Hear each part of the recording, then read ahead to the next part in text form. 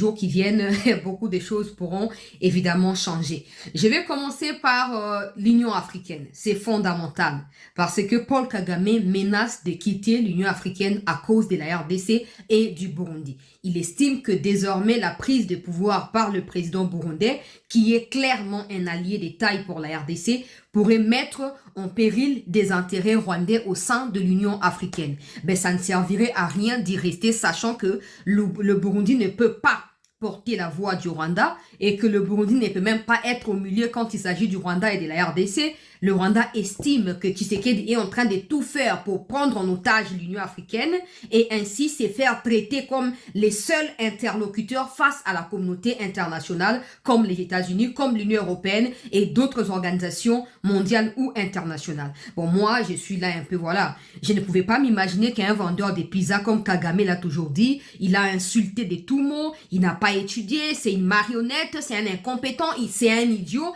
Tous ces adjectifs-là, je ne pensais pas que quelqu'un qui rassemble autant de défauts pouvait prendre en otage toute une institution africaine au nom de l'Union africaine, au point de manipuler tous les pays du monde et de faire de la RDC le seul et principal interlocuteur du monde entier en ce qui concerne l'Afrique. En fait, la réalité derrière cette posture encore scandaleuse de Paul Kagame et du Rwanda, c'est justifié par le fait que Kagame a toujours été un partenaire privilégié. Pour rien en fait. Il n'a pas de minerais, il n'a rien du tout. Il a menti, il a construit son pouvoir sur tout un tas de mensonges.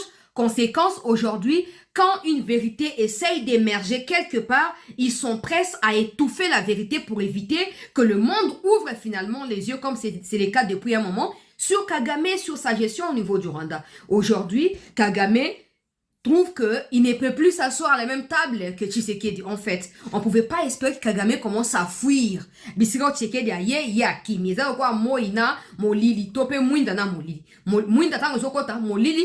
Tout la mwisi yazaza. Kasi yo Kagame. Bazuyo, bakajoleyo, latisyo couche, melisyo miliki. Ti mwa matama ebimika la communauté internationale wana. Ozaki na problème te. Et puis ça qui est au souci mon côté, ozaki pe na inquiétude pourvu que au Konza en Afrique, au Tambola, Paul Kagame un leader moderne, un leader modèle aussi, un leader ceci, un leader cela. Mais en réalité, si c'était vraiment le leadership et que ce n'était pas le fait de voler les minéraux de la RDC et les donner abusivement à ces gens qui fermaient les yeux face aux atrocités de la RDC, c'est sûr que Kagame n'aurait jamais été un interlocuteur pour ces gens-là. Parce qu'on suppose que son Mutoza Mayel, attention à circonstances échangées, Mayel n'a eu aussi la tête, Mayel n'a continué qu'à cause là. Mais ce qui Muto, circonstances locales la Tshisekedi na diplomatie naie et comme il faut faire changer Kagame n'a point à Kolobaki azo longwa Union africaine parce qu'azo banga que Tshisekedi a Zoyango en otage alors que c'est Ndayishimiye et qui est le président, c'est même pas Tshisekedi.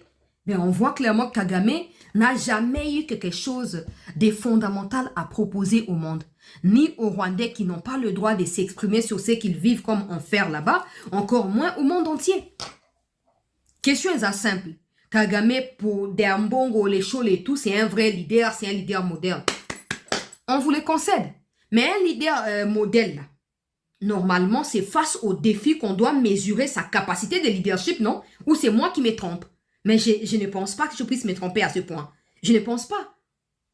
Si Kagame est un leader modèle, on suppose que ses qualités doivent être reconnues pendant des confrontations, non? Maintenant qu'il est appelé à confronter Ndayishimiye, même pas Tshisekedi, Ndayishimiye, il dit que non, je vais claquer la porte parce que j'estime que Tshisekedi va prendre en otage. Oh, papa. Même quand il était lui-même président en exercice, là, il n'a pas pris en otage. C'est seulement maintenant, derrière les Burundi, qu'il va prendre. La RDC ne figure même pas parmi les composantes du bureau du président de l'Union africaine. La RDC, ils ont des Tanzanie. Tanzanie, des Azali, n'a qui vice-président, mais c'est aux Azali, bon, depuis quand, comme il faut checker d'accord, il faut bima. Depuis quand? Toi, tu nous as dit ici que tu as du coltan meilleur que celui de la RDC. On devait normalement te voir dans ces genres d'assises. On a vu Meloni là, première ministre à Italie, à Yewana. A petit discours, makambo etali partenariat, na ba pays Afrique, coopération en matière ya immigration, tout ça, bazo ko termo mi kwa mizali koya. Kasi yo